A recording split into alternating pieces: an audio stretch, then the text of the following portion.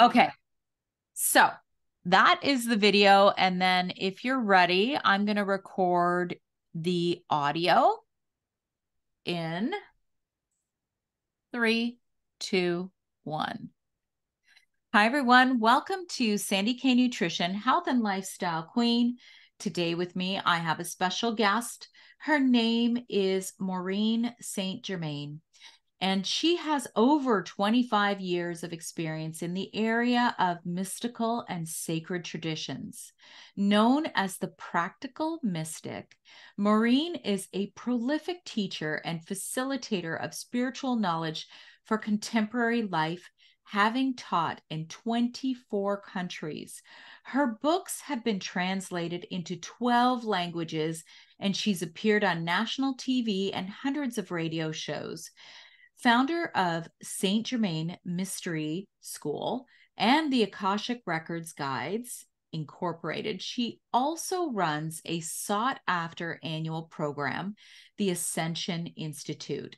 As an internationally acclaimed Ascension teacher and Akashic Records guide, Maureen has been granted access to a dimension that she is continuously researching, developing, and introducing new methods that will help you connect with your own wisdom channel and inspire your spiritual awakening.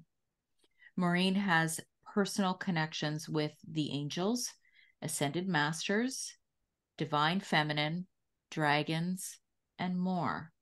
And today, we're going to talk all about the Akashic records, what they are, how to access them, and what they mean for us. And I'm going to tell you, I get notified of really cool people from all over the world. I'm really fortunate, and I've read 2 of Maureen's books. And I reached out to Maureen and I was like, I need to meet this lady and I need to bring her to my audience. So with that, welcome. I'm so grateful Thank for you. you coming today. Thank you for this wonderful introduction. I'm very pleased to be here and to be part of your podcast. Thank you. Yeah. So here's the thing, Maureen.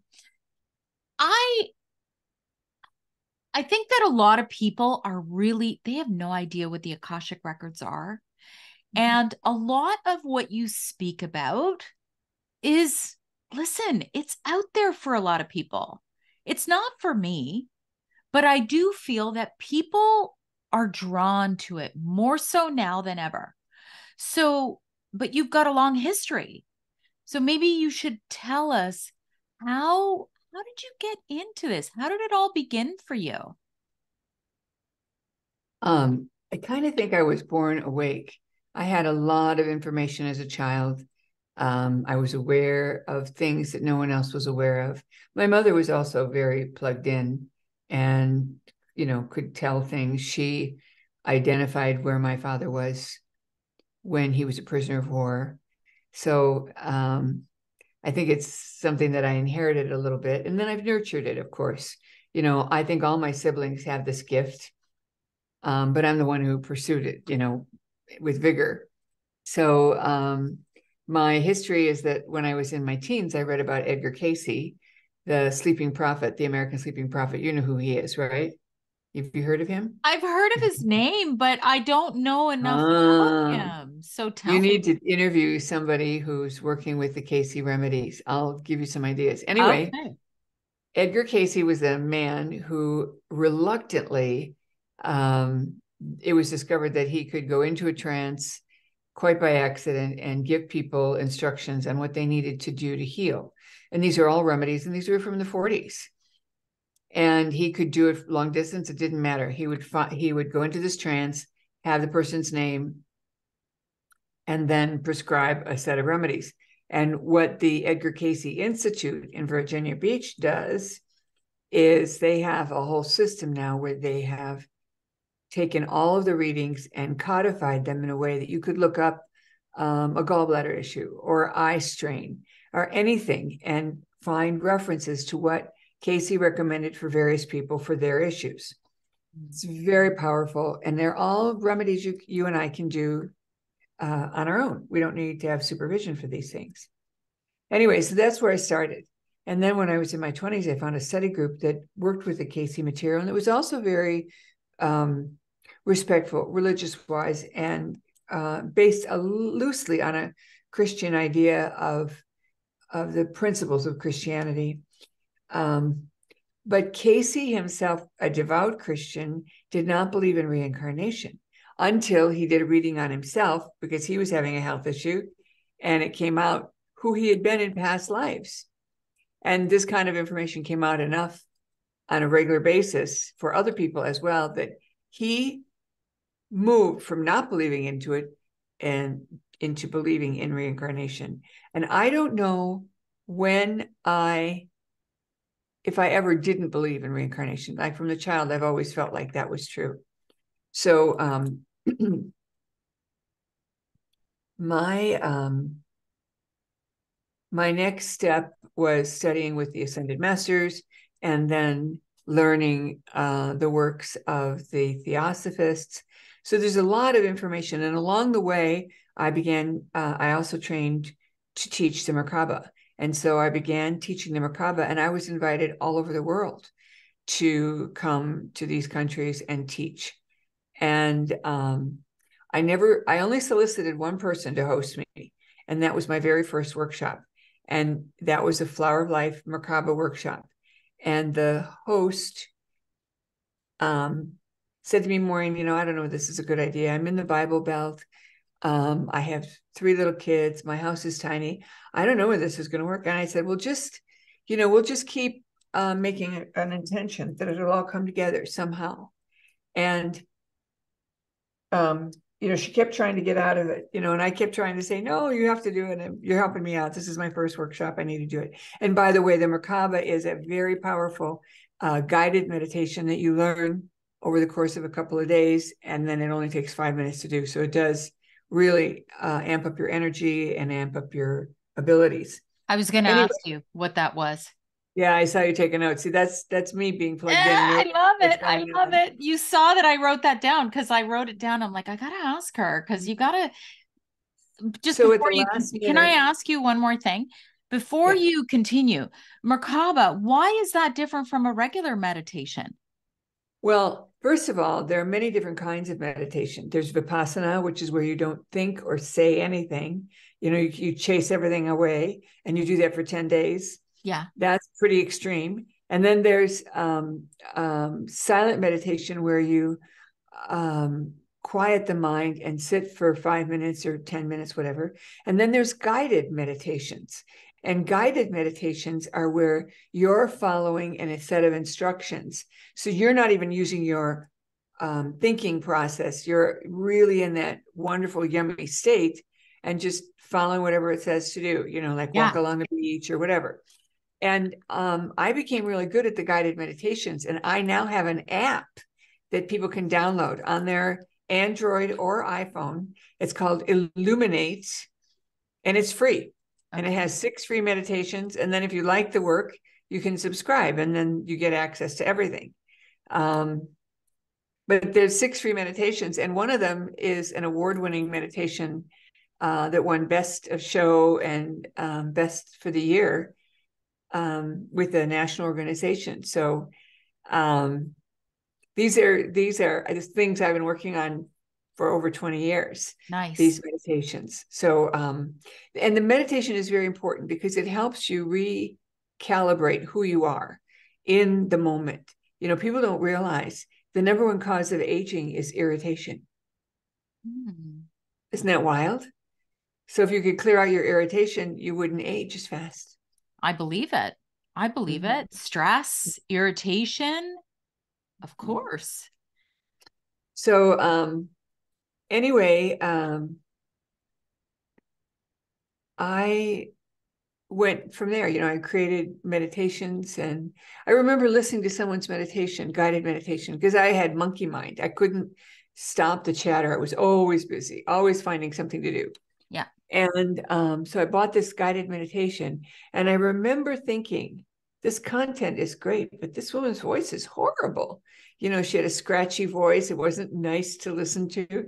And I said to my sister, this is a great content, but I can't stand to listen to it again because it's the scratchy voice. And I said, even I could do something better. And she said, what's stopping you? Mm. And so that's when I started writing guided meditations. And they're wonderful. I have a couple of different angel ones. I have ones for people who want to amp up their crystalline DNA. I have ones for those people. One of the free ones is called Divine Government Meditation. And it basically walks you through all the levels of government, including down to your immediate boss, from the top person in the country all the way down. And it basically says, anchor them to their higher self, make them more connected to their divinity. And that helps them make better decisions. It's really, really powerful. So So hold on a second. You're saying I can meditate. Hold on. I can meditate and help my government behave better? it's called Divine Government Meditation. Oh God, I It's need to write free this on the, down. yeah, Because what's it's going on in free. Canada ain't good, Maureen. I know it's sad all over the world, but I hear you. Um, Okay, so you also mentioned ascended masters. What? Who are ascended masters? Who are these? well, there's kind of like three categories that people know about. They know about the Okay. angels, the Okay. ascended masters, and then maybe ET, ETs of the light or evolved beings that are helpful. So the ascended masters are people like you and I who have achieved a level of mastery and are now operating as way showers for people on the planet. So they're already dead. So, for example, many people know St. Francis of Assisi, Yes. but as the ascended master, he's known as Kuthumi. He was Oh. also one of the three wise men. So when you start putting this together, it starts to make a lot more sense. Another master that I'm very close with and I've studied with for a very long time is the ascended master El Morya. He was one of the three wise men. He was also the Shah Jahan, the builder of the Taj Mahal. So El Morya is the master on the way of the will of God for anyone who is outside of where they think they need to be, like you, when you were working in one field and then you went back to college and recalibrated, literally. It's people who want to do something like what you did could appeal to the ascended master El Morya to make their way straight and to throw boulders in the road for everything you don't want, everything that wouldn't move me towards my goal, and to make my way straight. And it makes it easier to do what you want to do what you've been intuitively called to do. So ascended masters are different from your guides, or are they your guides? Well, your guides could be the angels. Now, the angels are messengers directly from God or source. And the angel's job is to bring more love. And that love consists of unconditional love towards one another, but primarily to help us remember how much God loves us. And that's why when you need a miracle, you call on an angel. And when you need training, you call on the masters. And the ETs of the light are like advanced science, helpful, and also very evolved in terms of spirituality. So those three categories are resources for us. Just like you go to the library, you might look in a science book, you might look in a metaphysical book, or you might look in a spiritual book, because a lot of spiritual books had very specific, powerful information that we've set aside because it came from a spiritual book, instead of saying, wait a minute, maybe there is something to this idea of iodine being helpful to people, for example. So, you can call on anybody, but your guides are from all three places. They aren't just one group. Usually they're not just one group. So can I ask you this? What about, see, like I always feel like my aunt is with me. I always feel this. Like like where would she fall into place? She passed away quite a few years ago. And she, I was very close with her. She helped raise me when my parents were working. So where would she fall into place in that there? Well, first of all, she would fall into the category of guides or way showers for you. And the second thing I would say is you and she might be the same soul.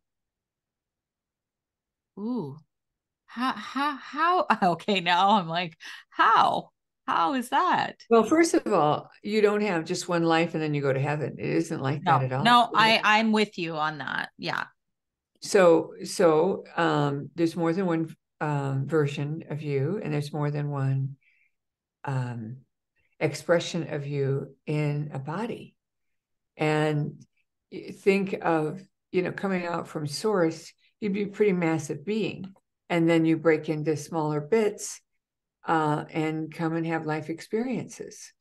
I have had these experiences where I was shown a person in each of their embodiments. And so I could identify this. And I literally was trained by my guides to understand this. So, for example, you might meet someone who you feel very familiar with, you Yes. resonate with them, you enjoy being with them, you feel safe around them. It very likely is another version of you. A lot depends on the person and the situation. For example, I had two students that had studied with me, one in Seattle where I had taught and one in New York where I had taught. They both decided to go on an Egypt trip with me. One man was born in both men were born in Tokyo, but one was like a very tall Japanese guy, and the other was a petite Japanese guy. I mean, there's two different lineages there. And I put them in the same room, figuring that they would get along well. But my guidance said that they were the same soul. I never said a word to them, but they knew my teaching on this. And they actually said to me, while we were on the trip, we figured out we are the same soul. Wow. Mm-hmm. Okay. I find that whole concept like I don't get it. I'm like, I I just rocked your world. Yeah. yeah, you totally did. Because I totally understand what you mean. Like, I had a situation last year. I was at a conference and I met a woman and we looked at each other and there was this familiarity. Like, I felt this warmth. I felt like I knew her. I had never met this woman, at least not in this lifetime. So I thought maybe her and I were connected in a past life. But you're saying it's possible that we are the same soul? Mm-hmm. Mm-hmm. In one instance, I tracked 4 or 5 people, and it's in the book, Waking Up in 5D. Um, if you if you go to a certain page, I actually talk about the people that I met. It's on page 158, 4 versions of one soul. One was Adam, and he was a medic in World War II. One was David. He's an engineer and a spiritual worked for the Navy in an engineering role. Okay. And then there's Adam, an engineer, a medical doctor, very family oriented. And then Alan, very mechanical, very religious, very family oriented. So I was shown that each of these 4 men, the different ages, were all the same soul. And what was interesting to me is 2 of the men had the same birth date, and their ages were, one was deceased, 30, 50, and 60. And one of the men, when I recognized him, I said to him, I think you're such and such. And he said, yeah, I had that feeling too. And so I said to him, because I knew the other man's history, I said, so what was your connection? This man was a medical doctor. What was your connection to the idea of engineering? And he said, well, that was my undergraduate degree. This guy got an undergraduate degree in engineering and then went to medical school. Okay. Both men, I said, did you ever go to Hawaii to work? And because I knew the history of the man that had passed away. And he said, well, actually, I interviewed for it, but I chose not to go. So think about this. let's say there's 4 versions of you out there. There could be more, but let's say there's 4 versions of you. And then every month I'll make a joke out of this and say every month you meet for coffee at the heavenly Starbucks.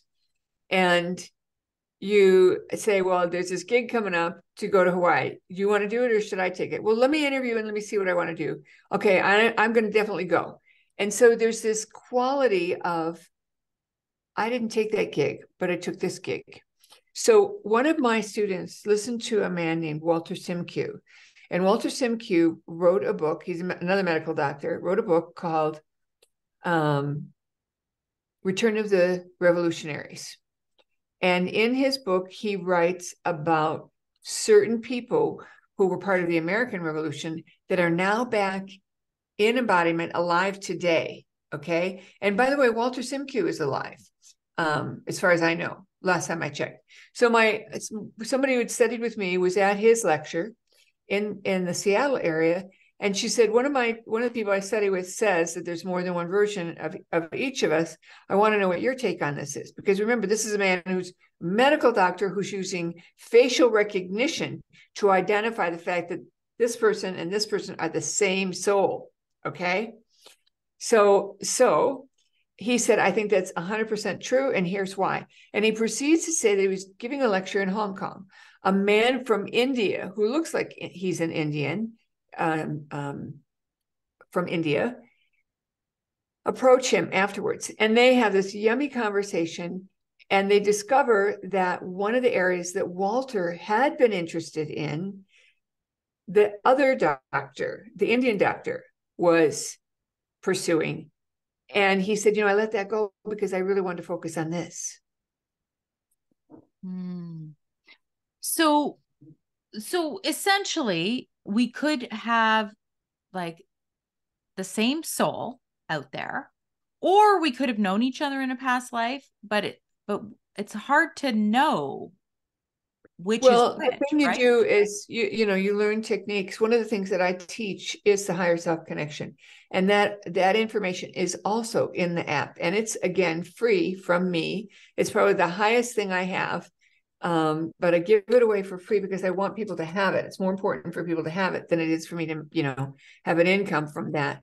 So this higher self connection is a very simple protocol with only 3 rules, and you practice this for 6 weeks and then you're done. I mean, you have your higher self connection 100% accurate.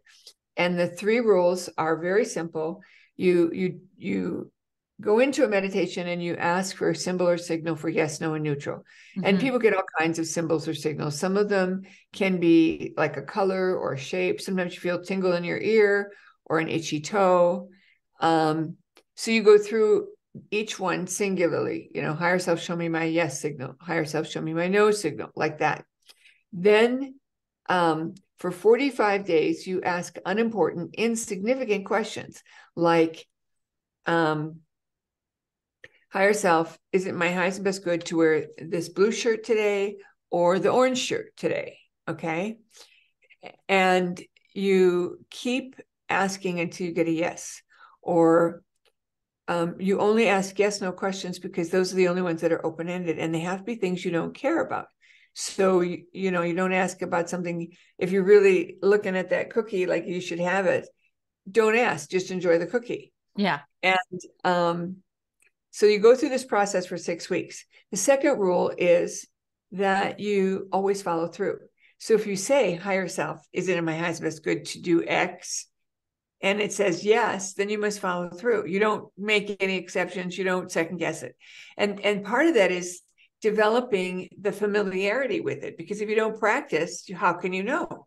Yeah. And so this is considered practice. The 6 weeks is practice. So you get familiar with what it feels like when your higher self gives you yes or no. A lot of times people get very faint signals, but if they keep asking unimportant, insignificant questions 30 or 40 times a day, at the end of 6 weeks, they will know when it's their higher self giving them that information. Then the third rule is set aside all your other divination. So you set aside a pendulum if you use one. You set aside your muscle testing if you use that. Wait. But I love muscle testing and I love my pendulum. And those are very good, but I can influence that. Oh, okay. So, And also, muscle testing can only give you data about your immediate field. Okay. which pendulum is a form of muscle testing, right? Right. It's the same. Well, I remember giving a talk to the Dowsers Association of Canada. Okay. Okay. Over 100 people in the room. They're all dowsers. Yeah. And, I think dowsing first started with water witching and things like Yeah. that. Yeah. Yeah. Yeah. Yeah. Yeah. Yeah. Okay. So it's a very lovely group. And I was invited by them to come and talk. And so I asked them, how many of you have ever had your pendulum lie to you? And about 80% of the hands go up. Yeah. And I was shocked. I expected to see every hand go up. Okay. So I'm standing there looking at them thinking, so then I said, the rest of you are in denial. And the whole room cracked up because it was true. Every one of them have had their pendulum tell them something that wasn't so. Yeah. I So, have. so your pendulum is good for figuring out what vitamins to take, what Yes. therapies to use, what foods you might eat. All of these are very close to your physical body, and they're going to read the field accurately. Yeah. But those tools are limited. When you use your higher self, what happens is you're connected to the grand field of everything. And what that does is takes everything into consideration. And I'll give you an example. When I was still working in the corporate world, one of my jobs was to get my nonprofit, their event in the newspaper. And it was a citywide event. So I kept calling this reporter and couldn't get through. So 5 minutes till 5, my higher self came in. This is after my 6 weeks. Because after your 6 weeks, your higher self will reach and tell you stuff that you didn't even know you needed to know. My higher self says, call the reporter. And I said, no, I'm going home. I got kids to feed and I'm hungry. Call the guy. No, it's 5 minutes till 5. I need to go. Call the guy. So I always tell people, if after you finish your 6 weeks of practice, you can argue with your higher self, but if your higher self insists, over 3 times after you keep saying no, I just follow through. So I pick up the phone, I call the guy, and the reporter says to me, Maureen, how could you possibly know I would be here at this time? And all I could do was laugh because I couldn't exactly tell him. Then the best part is the next day, my story made the front page of the largest newspaper in the state. Wow. You can't make this stuff up. No, I gotta learn this. But it's like I have such a connection with my pendulums. I have a few of them and I love them. And you're gonna laugh at me, Maureen, honestly. And I know you just said this. You said it's great for knowing which supplements your body wants. And I had a whole month. I started hormone replacement therapy. I had a whole month where I had some issues. And then I'm like, screw it. I'm not listening to what the doctor said. I'm going to see what my body wants. And I started muscle testing and saying, does my body want this tonight? Does my body want this tonight? And it would say yes or no. And guess what? My issues stopped. As soon as I started doing this, I'm like, and some people think I'm crazy, but I'm like, I'm not listening to the doctor. I'm listening to my body. So I get what you're saying. You're saying that when you use these modalities, it's your body telling you what's right for it versus your higher self, what is right for, like, what, all being, all No, what's what? right for me in light of what's going on in the reality. See, so Wow. it's narrow focus, just me, Yeah. and larger focus is what's going on in the reality that I need to know about. So it's not Oh, about everything, but it's like having a personal assistant that knows everything you care about. It's outside of you. I've been told to go. I've said to myself, I need a pair of yellow pants. I'm actually wearing the yellow pants today, and I my husband said, I want to go to a new bank. Do you want to go for a ride? And I checked in. I didn't really want to because I had work to do, but I checked in and I got, yeah, I'll go. And he said, we can have lunch out. And I said, okay. So we go to this restaurant and I think, oh, I forgot my vitamins. I'm going to run out to the car. On my way out to the car, I noticed the store and I get told, go in. I was able to buy the yellow pants on the spot within less than 24 hours from when I announce to myself, I need a pair of yellow pants to go with this yellow outfit and all these yellow things I have. And honestly, that's how cool it is. Your higher self knows even when you don't know. And I have a really long, convoluted story that you cannot imagine how amazing it was. But the bottom line, I didn't want to do something, but I asked my higher self to do it. So I did it. And when I do these things, when I say, I don't want to do it, and then my higher self says, yes, you really want to do it, I'll say, okay, I'll do it. And then I put on my glad attitude. I don't stay with, I don't want to do it attitude, like grudgingly or anything like that. Yeah. I do it with joy, because I have discovered, and so will you, that every time you do what your higher self says, you get something out of it. You get something really yummy out of it. You're trying to, you and your husband are trying to decide where to go to for dinner, and you're looking at a couple of different places. Maybe one of them you don't really think you'd like, but he's interested. And you ask your higher self, and your higher self says, go there. And then you run into somebody you've been looking for. It's stuff like that all the time. So it actually, I guess, would improve these really nice synchronicities that are meant to happen in your life, right? Mm-hmm. Right. It puts you on a trajectory. I tell people that every one of us has 5 possible ways we can go on every decision that we make, every choice we make. 2 are below grade, 3 are above grade. The two above, I say above grade, below grade, implying you wouldn't even think, personality, or your listeners wouldn't even think about the 2 below grade. So you've got 2 above grade and 1 highest and best choice. And the highest and best choice is often counterintuitive. Makes no sense to do it this way.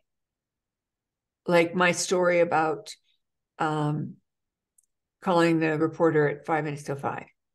Made no sense to do that. Yeah. And I've got bigger things that made no sense to do, that I was told to do. And I would double check by saying, is this my higher self telling me XYZ? Yes, do it. So I would. Now, we still have free will. We're not giving up free will here. Right. And that's important for people to understand, that you still have a choice. You still have the ability to choose whether or not you want to take that step. Your higher self is like this amazing advisor that's always right.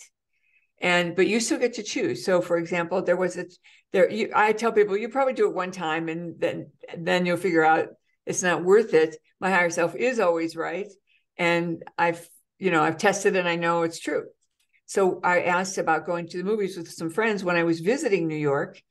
I lived in New York for about 20 years, but I was visiting before I moved there, and these people were good friends of mine. And so I wanted to get together with them. And they said, well, it's our date night. We can't do anything with you unless you want to go to the movies with us. We already made this plan. So I asked my higher self if I should do it. And my higher self said no. And I thought, well, I really want to see these people. I'm doing it anyway. So I did. Movie was a dog. We come out of the movie and I said to my friends, so how did you like this movie? We hated it. We thought it was horrible. We wanted to leave, but we didn't want to hurt your feelings. I felt the same way. Yeah. So that's all I needed to choose, to make the choice. I am going to follow my higher self, period. So my higher self doesn't run the show. I do. Yeah. But I get to pick what I do. Do you always get a sensation, a feeling, or like, how do you know? How do you know? This is probably the number one question people ask. And the answer is you don't. Initially, you do not know. That's why you ask about unimportant stuff. And that's why you're practicing. It's like when you're learning to play the piano, you don't stand in front of an audience and try and play. You practice, and then you perform. When you're a basketball star, you practice all week and then you perform. So what we're doing for 6 weeks, but 30 or 40 unimportant questions, is it my highest best good to cook the carrots? No. Is my highest best good to cook the fish? Really? Yes. Okay. And so, there's all these questions you have in your mind. Well, the chicken's a couple of days old. Maybe I should cook the chicken first.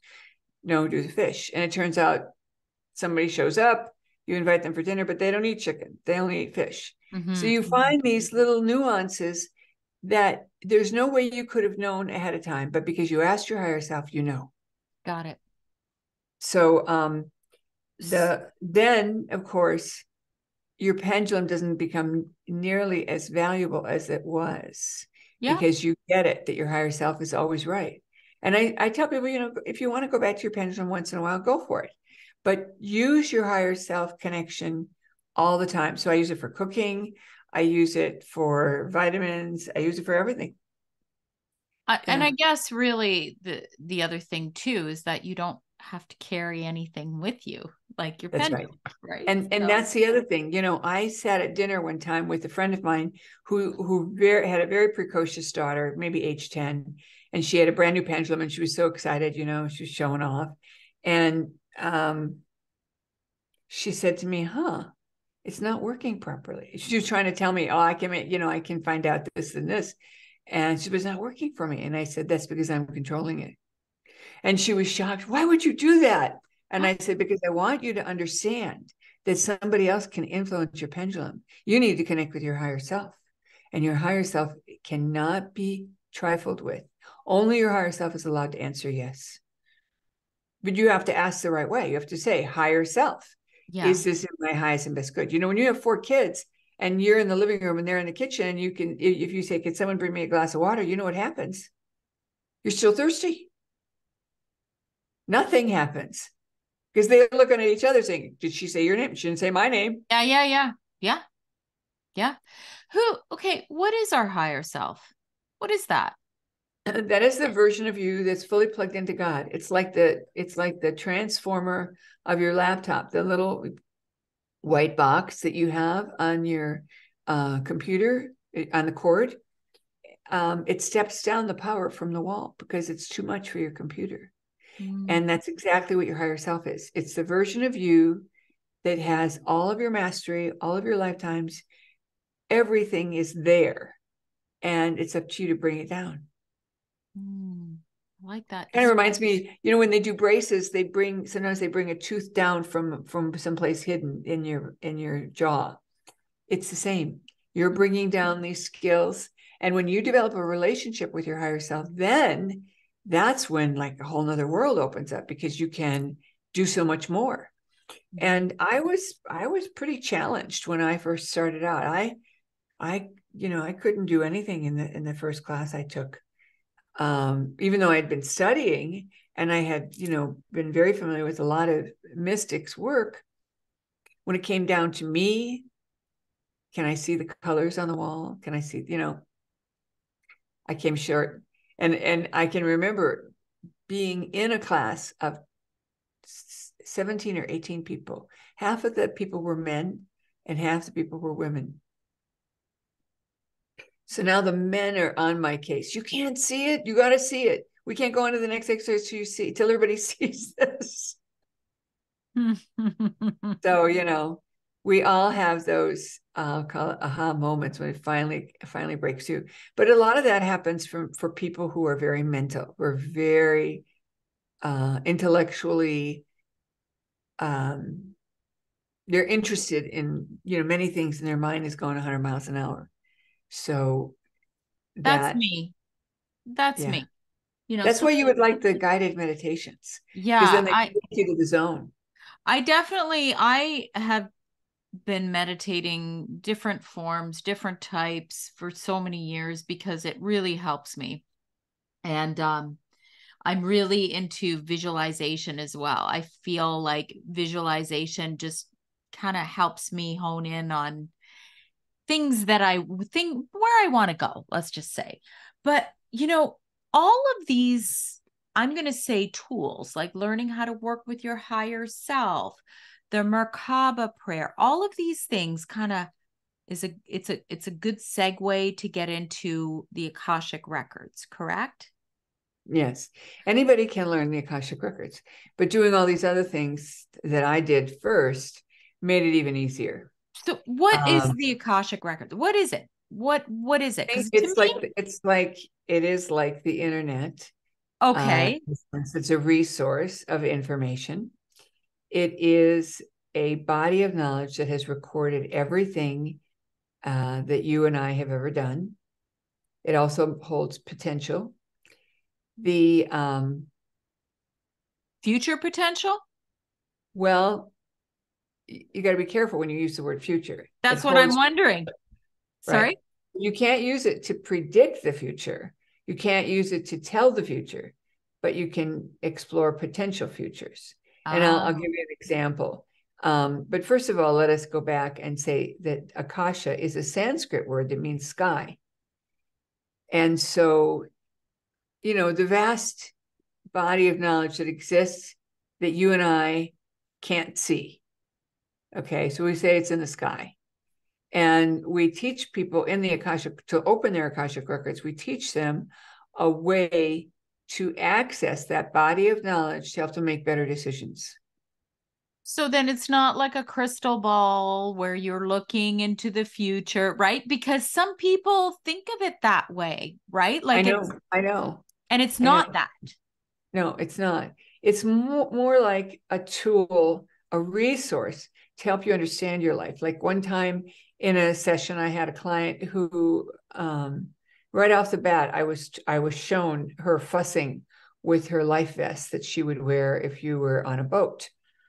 And the record keeper said to her, you don't have to worry about your life vest. You don't have to fasten it tight. You're going to be fine. And at the end, this woman who I didn't know anything, she was a friend of a friend who said, you need to have a session with Maureen. She said, I don't even believe in reincarnation. But if I did, how did I die in my last life? And the answer was obvious. So I took a deep breath and checked in. Is it in everyone's eyes good for her to hear this? And they got yes. And so I said, well, you drowned. And she gasped, and I said to her, remember, the record keeper, before you ever asked a question, the record keepers told you that you did not have to worry about falling in the water or worrying about your vest. And they told you that before anything else was said, before and she said, well, how did you even know I had a boat? And I said, I didn't know you had a boat. That came right from the records. So the information just flows through you. And the reason it does is because there's a special dispensation, a spiritual gift that's available to anyone who wants to learn how to open the Akashic records. And that gift allows you to tap into this zone of information. Now, I'll give you one other example, if you want, about the future and how that can unfold. So you're not likely to be asking, when will I get married, or will I get married, or any of that kind of stuff. Although you might ask those questions, but the answers will be very interesting. For example, one woman said, I keep being told that there's a man in my future. So, when am I going to get him, and what can I do? And she'd already explained to me that she was in a tricky situation. She'd paid a company to create this film, but they didn't do a good job, and she wasn't happy. And she wanted to fire them midstream, but she wasn't sure she should. So the record keeper said to her, "The man will appear as soon as you fire your current film crew."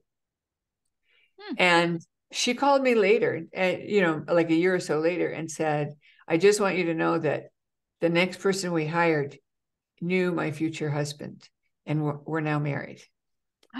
No way. So it's like it led her into the path. A decision, a choice that she would make that would help her get what she wanted. Yeah. And that's something that, it's like those things don't seem to add up. How are they related? And they're not, but they are, because the new film crew knew the man that was introduced to her as her future husband.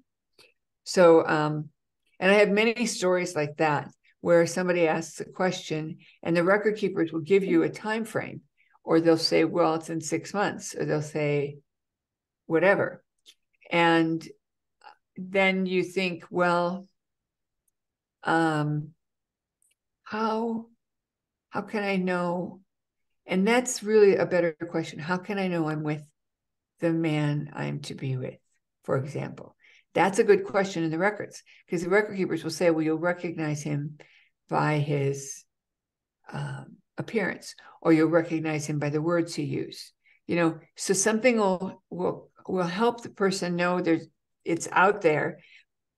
but not to give it a time frame, but it's more like a contractual. When am I going to be in this relationship? When am I going to be in that situation? So the record keepers then respond to questions like, what is helpful to me to know now?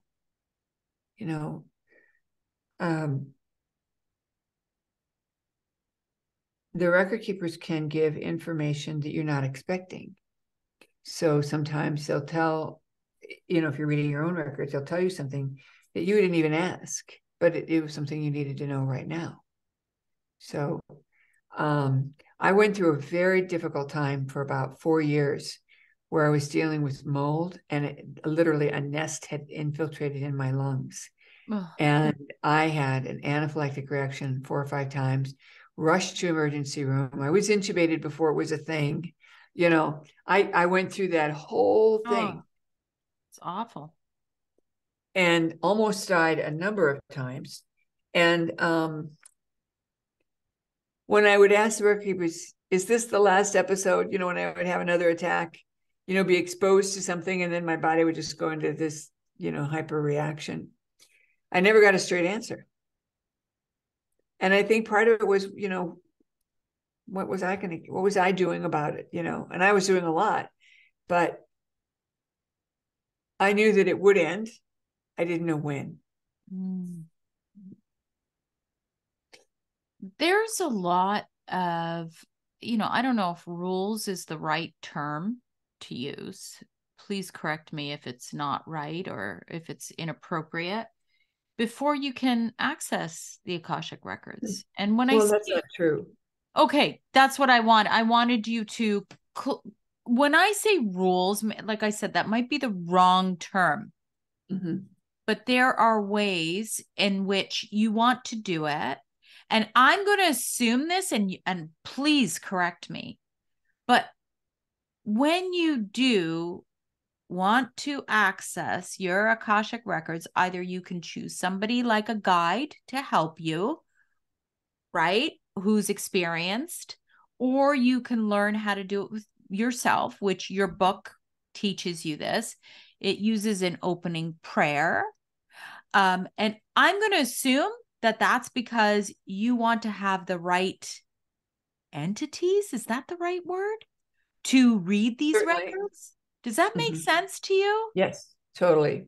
A person can access the records without going through any of those protocols, if you will. Oh, protocol. That's the good word. Thank you. There we go. It is possible, but it's also better if you use the protocol, because it's used by millions of people, and the protocol ensures you're going to get in and be connected with the Akashic records. We have had circumstances where people thought they were in the records and were channeling garbage. And one of the ways you know that you're in the Akashic records is it's always about it. They'll answer your question, but they always follow with advice. So they might say something like, a person has a question about, what do I do? Or how can I fix this problem? They tell you how to fix it, and then they'll give you advice. Like, we advise you to keep a low profile or hang in there. There's always some kind of advice. So there's the answer to the question, then there's the advice, but it's always loving. It is never judgmental. So if someone were to channel from the Akashic records and they said something like, well, you were lazy all your life, they're not going to say that. They're just not. They might say you got a late start in life, but they wouldn't say you were lazy all your life. Do you see the difference? Yeah, yeah. Can you channel evil? Can you channel evil? A person can channel evil, absolutely, but it's not in the records. No, but I mean, like, not on purpose. Like, you exactly open a portal by mistake, and then you're like, oh crap, what did I do? Mm-hmm. And what's very interesting is, are you familiar with the term loss leader? It was used in the grocery store business when they would sell your favorite potato chips for a couple $, and you'd go in to get the chips on sale, and then you'd buy, $200 worth of groceries and say, what am I doing here? You know what I mean? So it would be a loss to them, but it would lead you to buy groceries. Mm. So there are beings who have agendas that are contrary to humanity's evolution. And those agendas cause them to role play as if they are a special guide or giving people advice. And then they give them, I'm going to say, 5 pieces of good information and 2 pieces of not so hot information. And that's how people get tricked. So this is another reason why a person can really benefit from having a connection to their higher self. And that is, you can check in. Is this my record keepers telling me XYZ? But for sure, a way to absolutely know for certain if what you're bringing forward is of the light is that the nature of the message is uplifting. Pretty simple. If it isn't uplifting, it's not coming from source. It's not coming from a place of spiritual growth. So, and there is a big problem right now with people who are eager to channel because it's, it brings them closer to understanding the reality. But you can channel a being that is not of 100% light. And that's why my prayer actually says 100% God light only. Yeah, I read that. Yep. Because we can be hijacked. Interesting. Have you ever seen that? Mm-hmm. I You met a have. woman at a conference that I was at. I was one of the speakers, and she came up to me and she said, "I've so wanted to meet you. I love your books, blah blah blah, and but I'm not going to be interested in your big annual program because I already have my higher self connection and channeling and blah blah blah." And I said, "Well, good for you." And I said, "How's your higher self connection?" And she said, "Well, it's great." So then she went and had a reading with another person who was presenting. And that woman showed her that she was channeling a dark entity. Oh. She came back to me and, all upset, saying, this woman said I had this dark entity. And I thought to myself, well, you never asked me, because I did say, how is it going? And I said, well, now you know why I asked you about your higher self connection. So if you had asked my opinion, I would have told you the same thing. But you didn't ask my opinion, so I couldn't. Not right for me to just blurt it out. So I think she was hoping I would say that other woman was wrong. yeah, and I guess there's a way to clear that entity out as well, Absolutely. right? Absolutely. Like Yeah. the reason I ask this is because I'm sure that there are many people who would have the same question.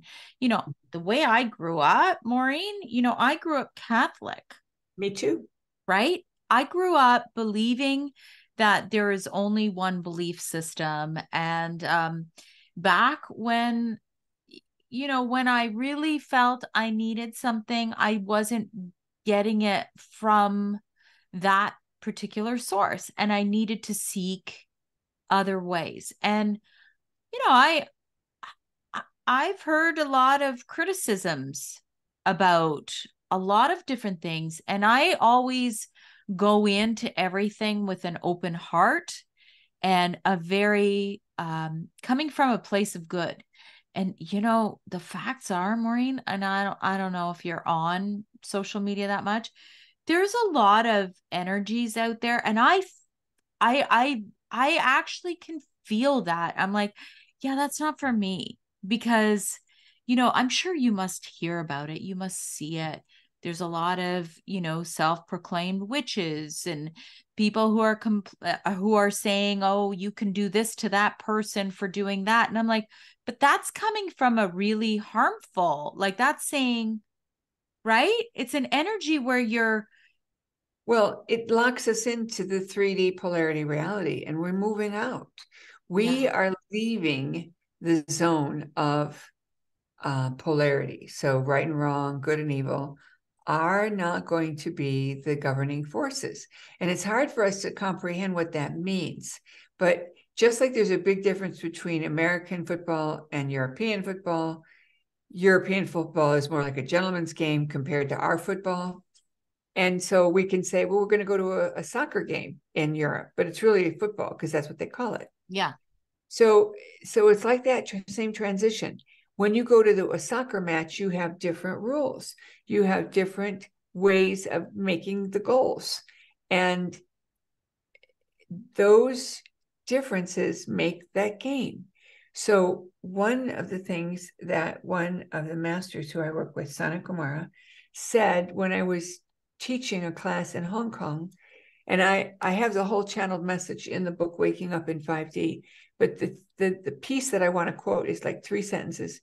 He said, "The game is over," referring to the 3D game of polarity. Keeping score, getting even, trying to get your fair share, whatever that is. Okay. The game is over. The game will end when there are no more players. Will you be the first to leave or the last?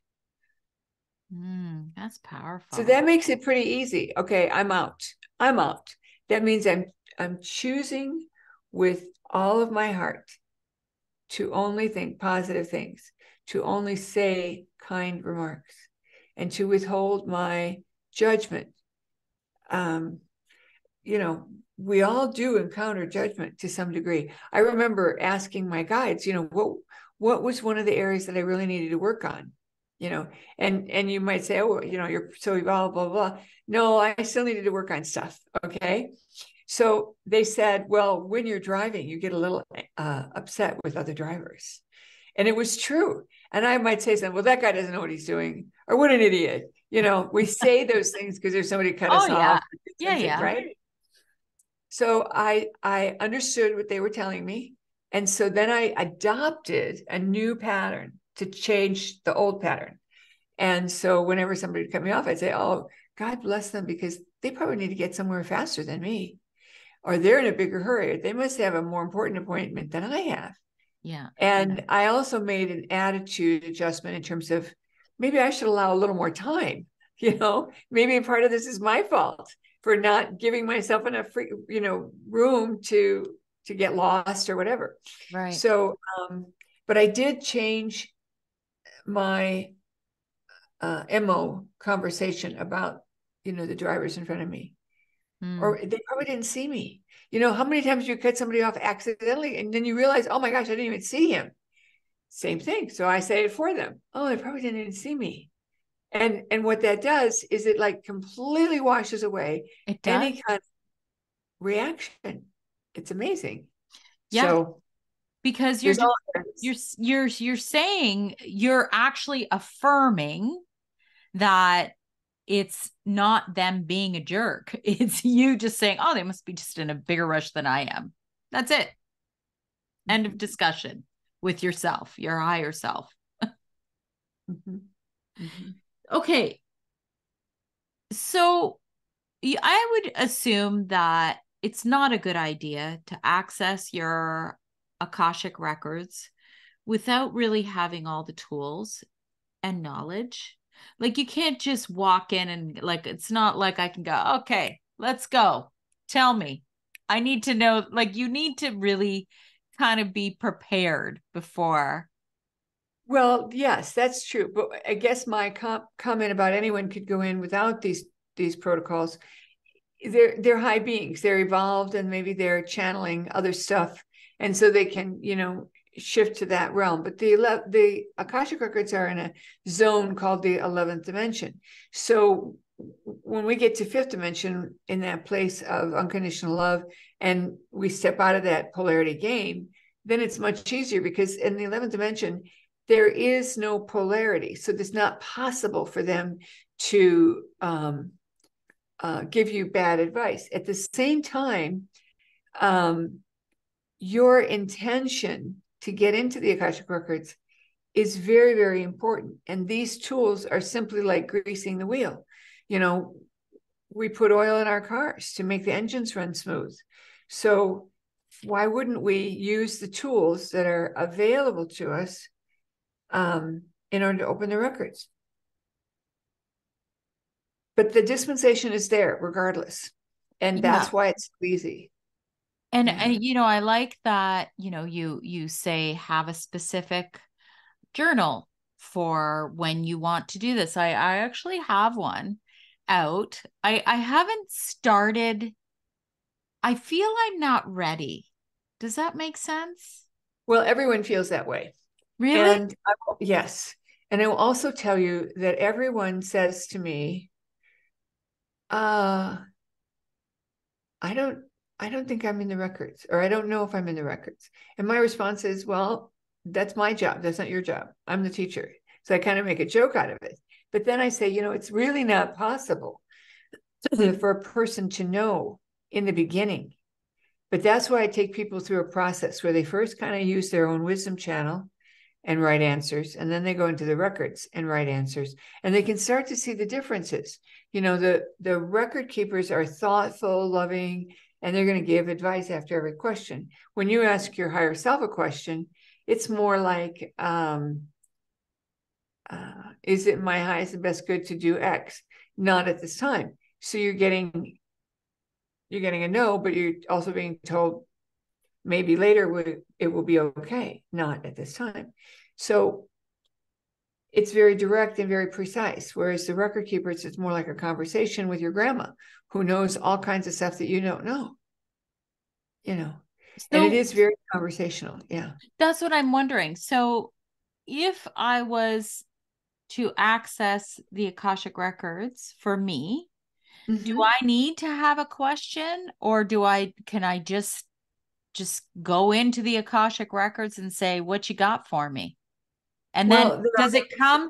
How does it come? In what form? Like, does it come just in my mind? How do I know it's like, I know you said that they're always like, there's just, I find it because I haven't done it.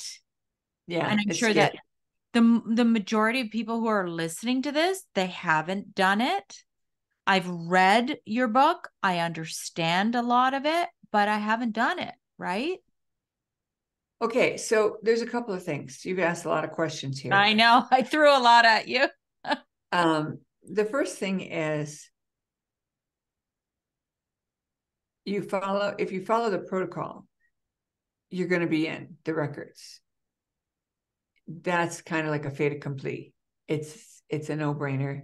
If you Okay. follow this protocol, you will get into the records. That's the first thing. And And it'll then be the right way, Maureen. Meaning you are one way. It's not the right way. It is okay. one way.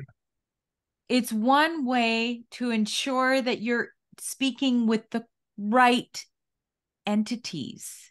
That you're speaking with the entities that are going to help you evolve. Yes. You notice I'm not using right and wrong. I'm trying to use the right vocabulary, but this is all new for me, The right? optimal vocabulary. Okay. You got There's it. all kinds of, once you make up your mind to stop using the word right, because it Okay. is very common in our language. A lot of people even end their sentence with right. And Yes. you just want to go, I've heard that word one too many times.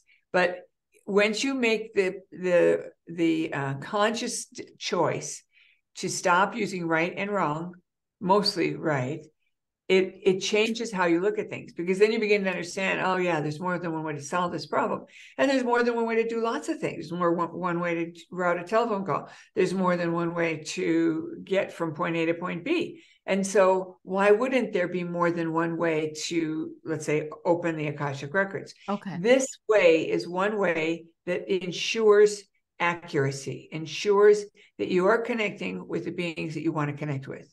Okay. So that's what I would word it. And as far as how do you know, initially you don't. But if you do the exercises in the book where you start out by asking the same question from your higher self and your wisdom channel, and then you use the prayer and access the records after that, it does give you start to see contrast. And that's very important, because that helps a person realize that they can have more than one inner voice giving them information.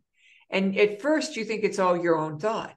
And then think about your life and all the ideas you've had. You probably think all of them were your own thought, but they're not. They're often coming in from your angels and your guides. You just didn't know that that's where it was coming from. But by developing this ability to discern, you can do this. I went to music school, and one of the hardest things that a new student is expected to do is to learn the names of all the instruments and to understand the sounds. So you could know that it's a timpani, or you could know it's a bass drum, or you could know it was a trumpet, or you could know it was a French horn. And so you learn to discern those elements of an orchestra. Okay, so in the overall scheme of things, you and I have resources that we can be pulling data from. We can be pulling data from the Akashic records. We could be getting data from our guides. We can be getting data from our higher self, and so on. And so by creating two channels that you're really watching and paying attention to, because you're asking a series of questions over and over, and there's 10 different questions initially, and those are based upon forcing you to get out of your typical linear mode. And they're in here, right? Mm-hmm. Okay. Mm-hmm. And then there's another series of questions. Again, both times you're asking, what can I learn here from my higher self? What can I learn here from the Akashic records? And you can start to see the difference. And then after you finish those sets of exercises, then there's an answer key that basically says, in the records, you'll find this kind of information. From your higher self, you'll have this kind of information.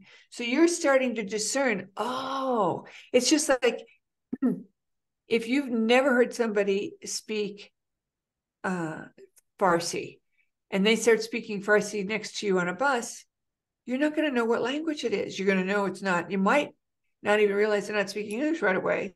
Once you figure out that's not English, what are they speaking? But you don't know because you've never heard Farsi before. So you assume, well, it's, maybe it's Hindi, or maybe it's something else. So this ability to cognate and to get your brain to help you discern is huge. So you are using your brain, but then you're getting out of the way to receive the message. And you only get to know that it's the record keepers by practice. That's the only way you can know. So you start out by writing, and that's easy enough. Yeah, I'm a big writer. And I actually love what you said in the book about putting pen to paper, not using a computer, because there's a direct connection to your heart when you do that, right? That was from your book. Mm-hmm. That's right. I read both of them a while ago, so I'm trying to go by memory. Yeah, it's just kind of popping in. Yeah. One of the things that you asked was, how do you know what to ask? And so sometimes I start out with a set of questions that I'm really focused on. Something has gone on in my world and I want to understand it better. So I might write down a whole bunch of questions and then open the records. Okay. But other times when I'm in the habit of just opening, okay, I'm going to open the records today. Maybe I don't know what I want to know. So then I'll say, what would you have me know today? Ah, okay. Do you do this often, Maureen? I do. Mm-hmm. How often? Well, I just finished writing a book. So I'm a little bit out of practice because I don't go in the records to write books. Okay. But typically I'm in the records at least once a week, maybe more. And I tell the new students to go in the records 2 or 3 times a week. But I also see clients. So I'm in their records, 4 or 5 times a week. So I'm actually practicing the work, maybe 8 times a week. My few times, and they're my clients. And do you recommend that, because I know you have a book and it's very descriptive on how to do it with the prayer and everything is in there, but do you recommend that somebody get help because I know you have that on your website too? Well, certainly, if they want to take a class, I do teach on Zoom, and I do have a class coming up in December 12th and 13th, I think. Okay. And so, the students could sign up for the class, and that would be great. Okay. Yeah, December 12 and 13 is the first one, and level 1, and then we do level 2 right after that on Monday and Tuesday. But then you also have people who help get into your guide. your Akashic records. Like, don't you? We have a program where if you've already completed level 1 and 2 and you want to become certified, we do have a training program that is relatively inexpensive. There's like 4 people who are certified to be in the coaches circle, and the coaches, the way it works is, let's say you want to become a guide, so you hire the coach that you want of the 4 that you can choose from, and you pay her to give you a reading. That way you know how a reading is supposed to go. That's what I'm wondering. Yeah. Then you pay, then you don't pay anything else, and you give her a reading, and she critiques how you're doing and gives you advice. Because then in order to get certified, you have to do a certain number of client cases and report on them. Then, so that your coach will stay with you and help you all the way through. She does that as a volunteer. Then when you take your exam to get certified, there's a small fee for that. And we basically divide it between the coach and the examiner, so that, the coach gets rewarded if you go for the exam. She doesn't get rewarded if you don't do the exam. She gets the one reading from you, of course, but what happens is you develop friendships and connections and all kinds of good stuff. Cool. Very cool. Now we just hit 111, and this is 1 hour and 11 minutes. It's so weird because yesterday, my other recording, we got to 1 hour and 11 minutes, and then I find that interesting. Anyway, I would love to ask you if there's anything that maybe we didn't talk about that you'd like to mention, or something that you'd like to say to wrap up. Well, I will give you one closing statement, and there's lots to talk about because I can give you a whole. I think we could talk for much on longer. fifth dimension, and I think that would be important for your listeners. But here's what I will say: if you want to have a magical day, say to yourself or to source, however you feel comfortable doing this, I'm asking for a day of heaven on earth for me and everyone I come in contact with and everyone I am in contract with. Oh, I love that. I love that. Yeah. I'm happy to have another conversation. I have another appointment I need to get to. So Yeah. So, okay. Yeah, we can definitely touch base again, but please tell everybody your website, your socials, just so that we end on that. And I will have the information in my podcast description as well. Okay. My website is Saint Germain Mystery School. My app is Illuminate space Maureen. If you can't find it by just using the word Illuminate space Maureen. And I'm on Facebook and Instagram, all of those under Maureen St. Germain, the Practical Mystic. Amazing. Thank you so much. It was so lovely to meet you, Maureen. Thank you. Likewise. Likewise. Good fortune to you. Thank you.